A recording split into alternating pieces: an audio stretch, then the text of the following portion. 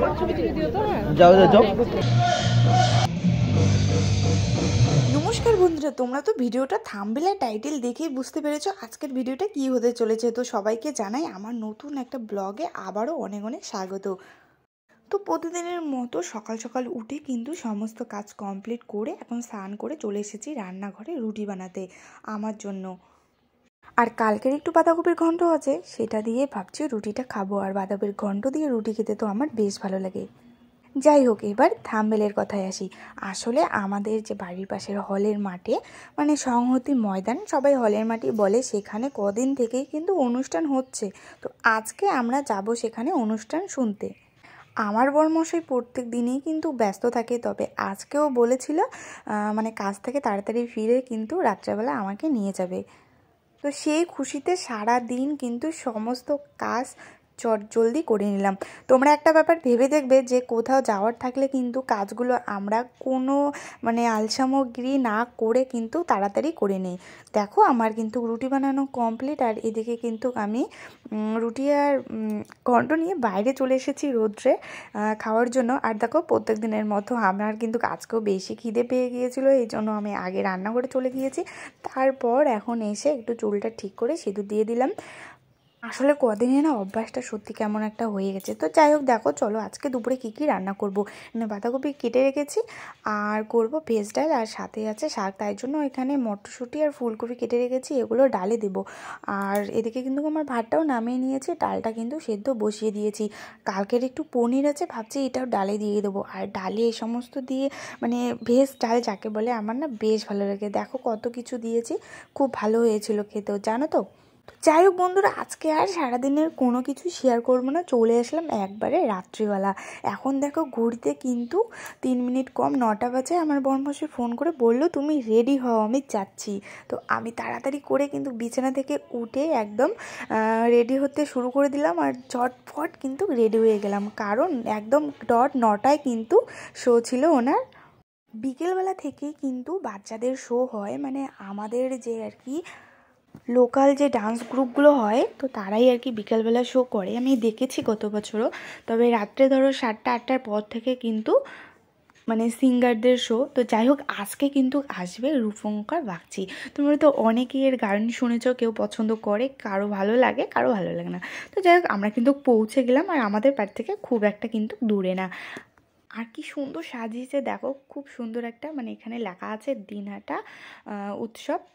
আর এইবার জানো তো এত দোকান এসেছে, কি বলবো, জামা কাপড় জুতো, তারপরে সাজার জিনিস, খাওয়ার জিনিস, অনেক অনেক দোকান এসেছে।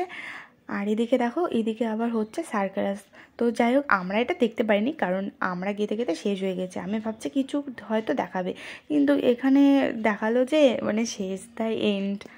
তো যাই হোক, আমরা তো আর সার্কাস দেখতে আসিনি, আমরা শুনতে এসেছি গান, আর তার সাথে পুরো আর কি অনুষ্ঠানটা উপভোগ করতে। তো চলো এবার অনুষ্ঠানের দিকে যাওয়া যাক। দেখো কত মানুষ, আর এখানে জানো তো বসার ব্যবস্থাটাও কিন্তু খুব সুন্দর। মানে অনেক অনেক কেউ কেউ দাঁড়িয়েও দেখছে, কেউ আর কি বসেও দেখছে। তো খুব সুন্দর কিন্তু ছিল পরিবেশটা। আর এদিকেও অনুষ্ঠানটা শুরু হয়ে গেছে, কিন্তু বন্ধুরা একটাই কি, আমি তোমাদের সাথে গানগুলো শেয়ার করতে পারছি না, কেননা কপিরাইট চলে আসতে পারে। জানোই তো সমস্ত ভিডিওই মানে অনেক কষ্ট করে শ্যুট করে কিন্তু এডিট করে তোমাদের সাথে শেয়ার করি, আর তাতে যদি কপিরাইট চলে আসে কেমন লাগবে বলো তোমরাই।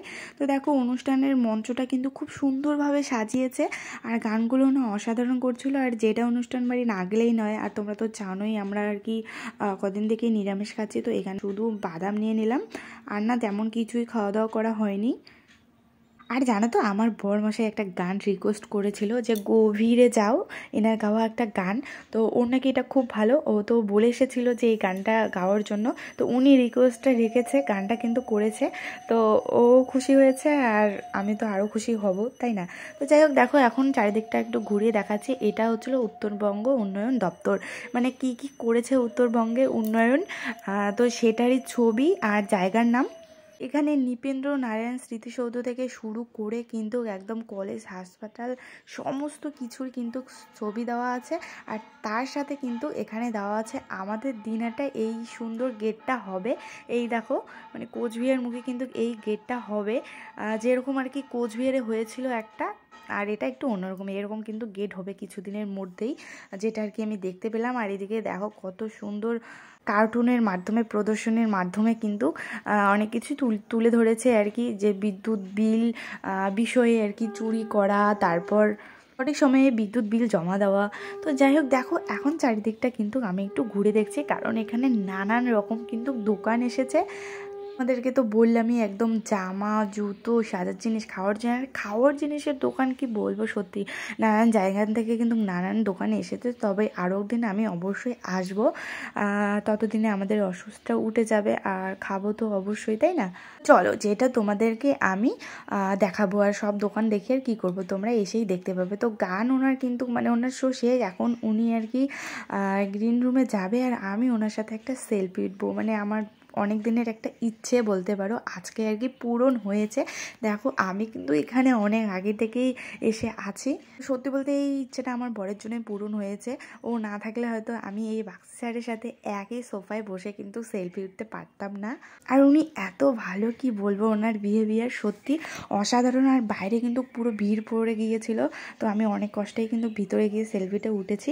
তারপর কি আর বাড়ি চলে আসি। তো এই ছিল আজকের ভিডিও, কেমন লাগলো তোমাদের কমেন্টে জানি।